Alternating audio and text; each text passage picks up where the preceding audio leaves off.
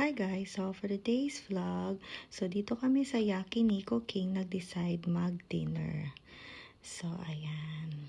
So wala kaming reservation, so nag-antay lang kami. Buti na lang kahit maraming tao, nakaupo agad kami.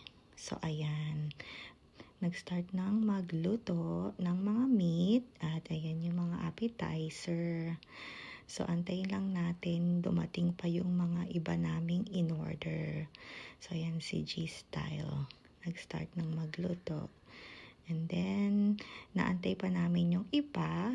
And then, pag dumating na lahat nung in-order namin, mag-start na rin kaming kumain. Ayan si Kuya Jiro. Nag-order pa ng more meat. At ito yung drink na in-order namin ni G-Style. So, ayan, tikman natin. So, blueberry siya. Para siya ding blueberry milkshake nilang version.